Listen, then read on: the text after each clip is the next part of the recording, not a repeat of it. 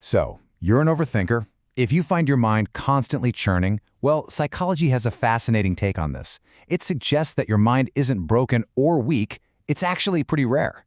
You see, most people kind of skim the surface of life, but you dive deep. Today, we're going to explore what's really happening inside that powerful mind of yours. Does this sound familiar? You've had a long day, your body is just completely wiped out, but your brain is still running a marathon. It just will not switch off.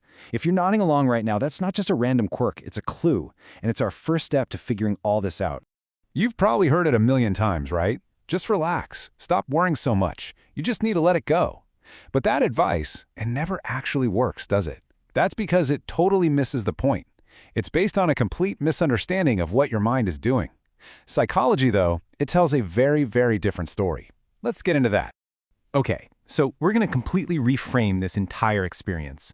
We're shifting away from this old idea that overthinking is just some personal flaw, and we're moving toward a new understanding, that it's actually a side effect of some incredibly valuable and rare personality traits.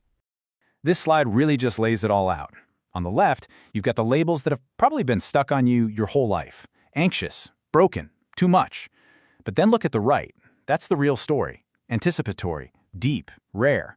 And listen, this isn't just about playing with words. This is a fundamental shift in how you see the very machine you think with. So what are these traits? Well, psychology points to 5 core characteristics that you see again and again in the overthinking mind. So let's unpack them, one by one. First up, we've got the trait that basically turns your mind into a constant forecasting machine. Your brain is literally wired for anticipation. It's always running simulations, always asking, okay, but what if this happens? And what's next? Now, this isn't a glitch, it's a feature. It's an old survival skill. I mean, think about it. The early humans who sat around imagining the worst-case scenarios were the ones who were ready when they happened. Your brain is just doing its job, trying to keep you safe. And this quote just hits the nail on the head. The driving force here isn't fear. It's a deep-seated, powerful instinct to be prepared for whatever's coming down the road. That's not anxiety, that's foresight, and that is a strength. Okay, on to trait number 2. This one builds on the first, but it shifts the focus from what might happen in the future to what just happened in the past. And this one is all about care. You know how you replay conversations over and over in your head? You're not doing it to torture yourself. You're doing it to understand your impact. You're asking, how did my words land on them? Did I accidentally hurt their feelings? This is called heightened emotional responsibility. You carry the emotional weight of things because you care deeply about not causing harm. And that's the key takeaway right there. What looks like insecurity from the outside is actually empathy running in high definition. You just feel things on a deeper level. Which brings us right to trait number 3. And this is going to explain why you feel so mentally drained all the time. Here's the thing. People who overthink don't just think more, they process more deeply. It's like your brain has a higher resolution camera than everyone else's. You're picking up on the tiny shifts in tone, the subtle body language, the whole vibe of a room, details that other people just miss completely. And your brain analyzes all of it. That's why you can be exhausted after a day of doing nothing. Your mind just ran a marathon. So your mind is this supercomputer taking in all this high-def data, noticing all these hidden layers. But what does it do with all that? Well, that brings us to trait number 4. You have a ridiculously powerful imagination. Your mind is an engine for creating scenarios, connecting dots, building worlds. But here's the catch. When that massive creative energy isn't given a real, complex problem to solve, it turns inward. It starts creating problems just to have something to do. And please, hear this.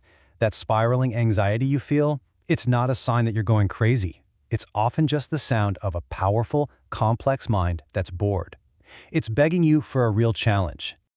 And now for our final trait, number 5. This is the one that explains why it is so maddeningly hard to just let things go.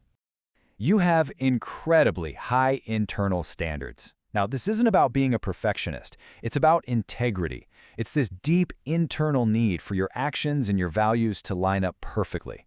So while other people might be okay with good enough, your mind keeps working, trying to close that gap between the way things are and the way you know they should be. But here's the catch, the central paradox of the whole thing. All 5 of these traits are, without a doubt, incredible strengths. But they all come with a price tag. Just look at this table. The very same wiring that gives you deep insight. It also creates mental anxiety. That powerful empathy, it makes you emotionally vulnerable. And those high standards that produce amazing work, they also lead to constant tiredness.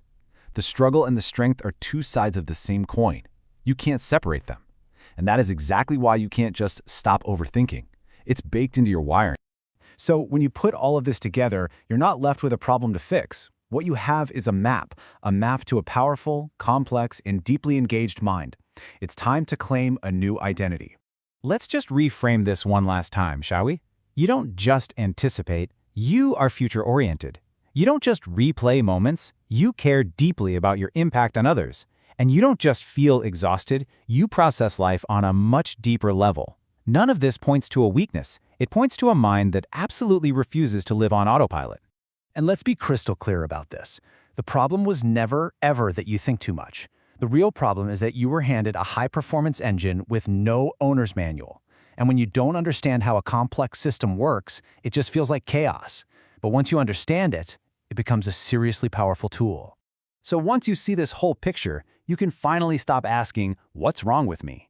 And you can start asking a much better, much more exciting question. A question I want to leave you with. What is my mind actually capable of?